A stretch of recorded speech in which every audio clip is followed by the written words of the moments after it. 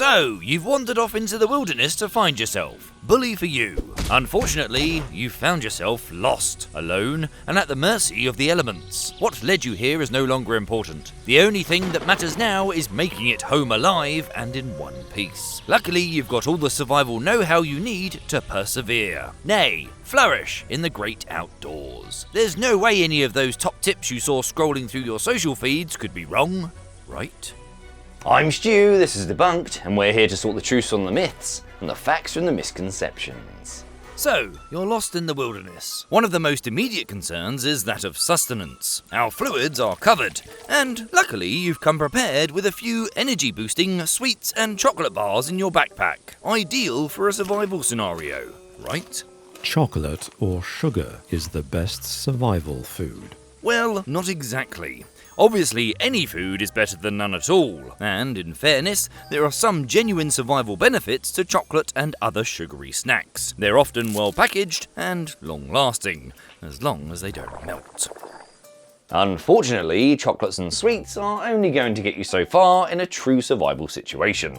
The sugar in chocolate or other sweet treats is a form of simple carbohydrate that your body can metabolize fairly quickly, rapidly upping your blood sugar levels to give you a quick boost of energy. However, overindulging on these sugary survival snacks means your body responds to this large surge in blood sugar by producing more insulin, which rapidly lowers your blood sugar. This subsequent fall is experienced as a sugar crash. How strongly you will feel this crash depends on your body's sensitivity to changes in blood sugar levels, how often you eat meals that are high in sugar, and whether or not you have any conditions that affect your blood sugar levels. This could lead to poor decision making and get you more lost than you were in the first place. Certainly not great in a survival situation when you need your wits about you. Not only that, sugar will essentially provide you with only short bursts of energy. That's going to be a problem if your survival adventure continues for longer than a couple of days. In order to maintain stable blood sugar levels on the go, which will keep your energy up for longer without crashing, you might want to reconsider rations made entirely out of chocky bars and jelly beans. In contrast to sugars, other body fuels like protein and healthy unsaturated fats take longer for the body to metabolize and break down, meaning the accompanying energy release is less extreme and slow energy release occurs over a longer period of time. In general, ensuring you eat a balanced diet and eating smaller and more frequent meals, for example, can help prevent a sugar crash.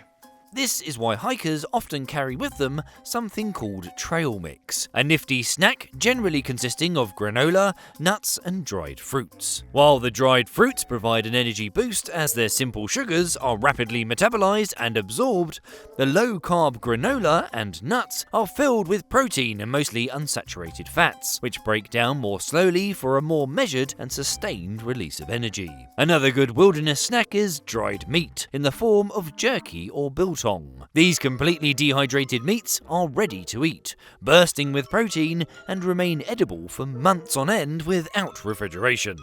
Oh, what's that? You found a bag of trail mix and some beef jerky hidden away in a side pocket? Well, isn't that convenient? As you munch away on your serendipitous food supplies, you come upon another potential wilderness hazard, a river. With a vague direction in mind, you decide the river must be traversed, and with no nearby bridges or jungle vines to swing between, you set about selecting the best spot to make your way across. Common sense would suggest that the narrowest section of a river is the optimal crossing point, allowing you to wade through with the least steps. You should cross a river at its narrowest point. Think again. Though the narrower sections of a river may look like the easiest and quickest route across a river, they may actually be some of the most dangerous areas to wade into. And it's all down to the physical properties of flowing liquids, a realm of physics known as fluid dynamics. When a flowing liquid is concentrated through a smaller cross-sectional area, it is forced to move faster, producing a stronger current. To understand how this works, we can use this equation. The total volume of water that the river discharges per second does not change. So, at the point where the cross-sectional area of the river decreases, the velocity has to increase.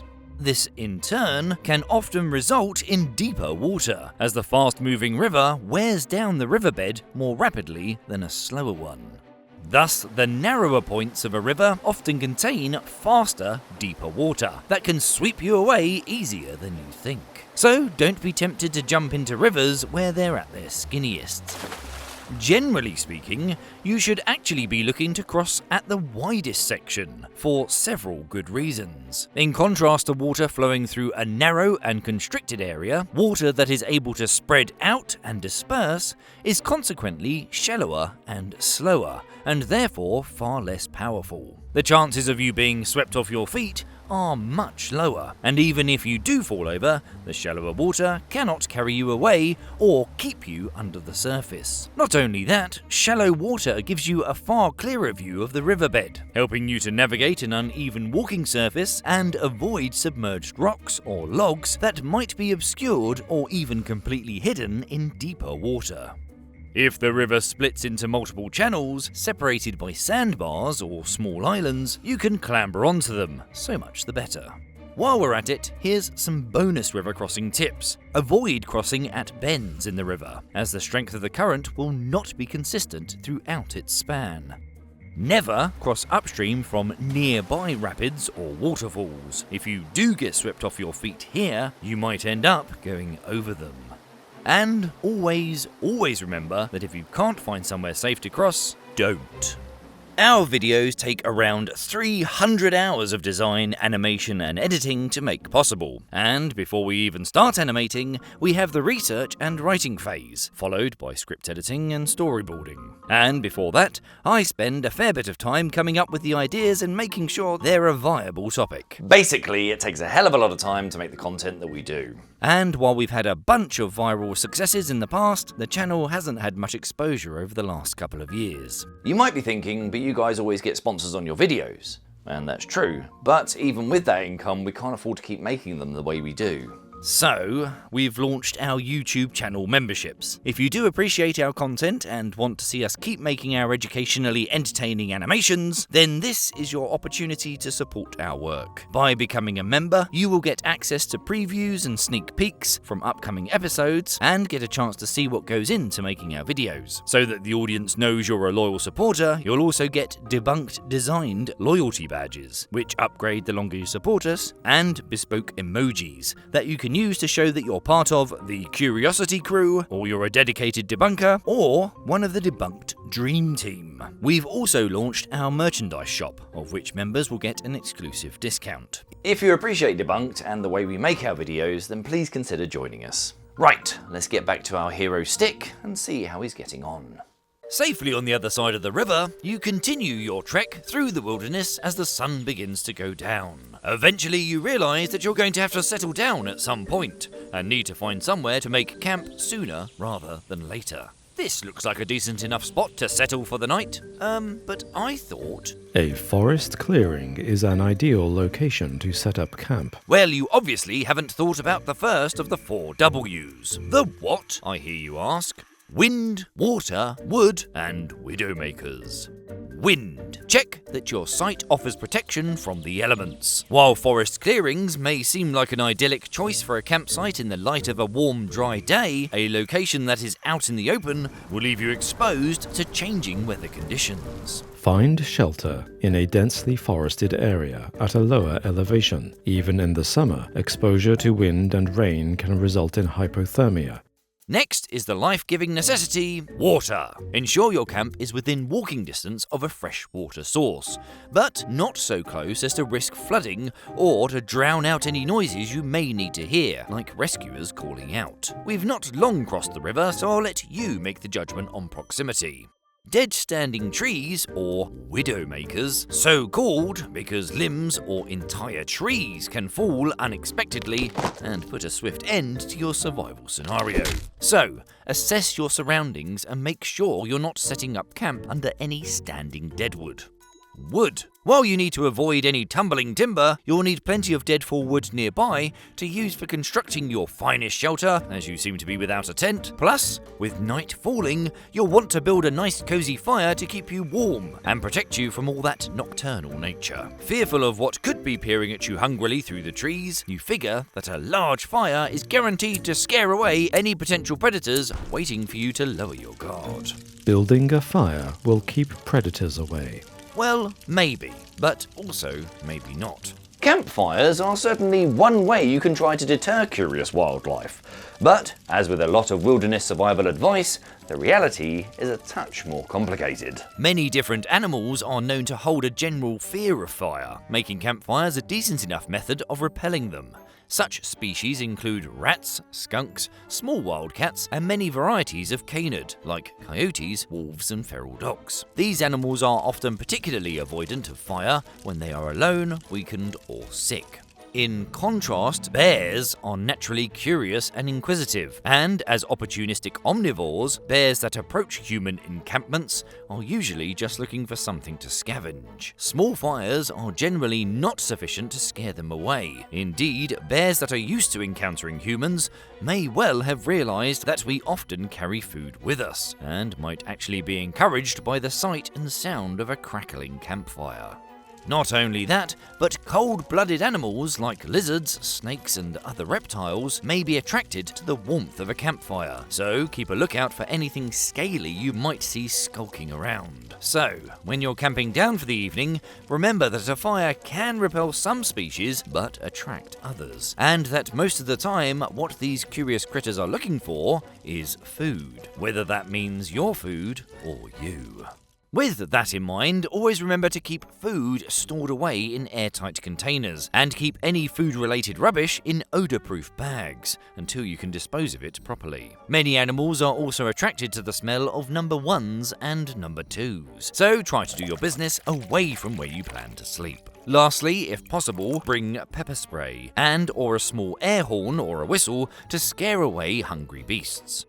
Feeling confident you have everything covered, you bed down for the night. You try to relax and get some sleep. As your eyes are getting heavy, you hear a rustling not too far away. Without moving, you peer out into the darkness to see a large, fluffy shadow moving towards you. Oh no. Turns out, I forgot there's been an addition to our survival list, a 5th W, wildlife. If you know you're in bear country, it's generally recommended to set up camp out in the open to give you a clear line of sight of any approaching bears, and to avoid one stumbling upon your camp. Never mind, we're here now, and we all know the best thing to do is simply play dead. Play dead if a bear attacks you. Well, let's see now. Playing dead is frequently suggested as advice for surviving a bear attack. But the reality is that bears attack or charge at humans for a variety of reasons, and what you're supposed to do in such an encounter depends on several different factors. It's important to remember that the vast majority of bear attacks on humans occur when the bears have been startled or surprised, especially when they are with cubs or are defending a carcass. So it's generally a good idea to make noise while in bear country. In many cases, bears will simply move away.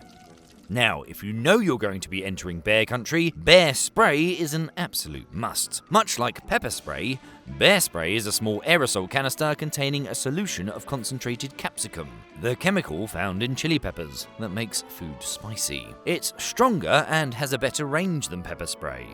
A study conducted in Alaska in 2008 found that bear spray stopped bears' undesirable behavior 92% of the time when used on brown bears, 90% for black bears, and 100% for polar bears. It's also revealed that when bear spray was used in close-range encounters with bears, 98% of people escaped entirely unharmed. Compare this to a study carried out by the US Fish and Wildlife Service, which found that people who tried to use guns to defend themselves against bears sustained injuries roughly 50% of the time. If you encounter a bear and don't have bear spray, playing dead might be the right advice. Might. Advice on whether or not to play dead depends on which of the 8 extant bear species you've encountered. Unlike their omnivorous cousins, giant panda and the spectacle bear are primarily herbivorous, and attacks on humans are virtually zero. In the case of a confrontation with any other type of bear, the best advice is to first stay calm and fight the urge to run. Running is often interpreted as prey behavior and may cause the bear to chase you. Bears will sometimes engage in bluff charges, which involve running at you only to stop and veer off before making contact. Again, fight the urge to run and stand your ground. Keep any backpacks on and try to make yourself appear as large as possible. It is also a good idea to talk, as human noises generally indicate you are not their usual food. If the bear doesn't leave, slowly back away without looking away or making direct eye contact. In the event of a genuine attack from brown or grizzly bears, polar bears, sun bears, or sloth bears, the general advice is indeed to play dead, by falling to the ground and assuming the fetal position, while covering your face and neck with your arms. These bear species are generally just trying to neutralize a perceived threat, and if they feel like you're not going to attack them, they'll probably leave eventually. If they do, continue to play dead for a few minutes until you're sure the bear has vacated the area. Only fight back if the attack persists. Unfortunately, the same advice does not apply to black bears. This variety of bear will not stop attacking you if you play dead, so there's no point trying. If a black bear charges and attacks, your best option is to shout, scream, and fight back with everything you have. Punches and kicks to the face and nose are ideal, and if at all possible, utilize branches and rocks as weapons. Huzzah! Although a little worse for wear, your anti-bear measures have worked. As the bear bounds away from you, you dust yourself off and thank the heavens that your wilderness survival know-how is based on fact, not fiction. Time to celebrate with a chocolate bar. Of course, if you were truly lost in the first place, the best advice is to stay put, signal for help, and conserve resources. When people go missing, the search always begins from their last known location, so wandering off blindly could get you even more lost, and will only make it harder for rescuers to locate you. Also, if you're lost with others, you should absolutely stay together. The classic "let's split up" refrain you've seen in movies is as dumb and unsafe as it's always seemed. If you get separated and can't find your way back, you've essentially gotten yourself lost twice. Lost to the other people in your group and to any potential rescuers. Lastly, as difficult and perhaps counterintuitive as it may seem, try your best to stay calm and relax. You don't want to be freaking out and making senseless and irrational decisions in potentially very serious circumstances. And, worst case scenario, having a full-blown panic attack in the middle of nowhere would also be fairly unhelpful. I'm sure you'll agree. So, let's review. Sugary foods are better than nothing, but more complex carbohydrates are better in a survival situation. Cross rivers where they are shallow, even if they are wide. Fires can deter some predators, but may also attract others. And remember to know your bears, and carry bear spray with you at all times. Here comes the rescue party now. You're welcome. Thanks for watching, and remember, if you do enjoy our content and the way we make it, then please consider joining us with a channel membership. Don't forget to check out our merch shelf, stay safe and curious, and we'll see you next time.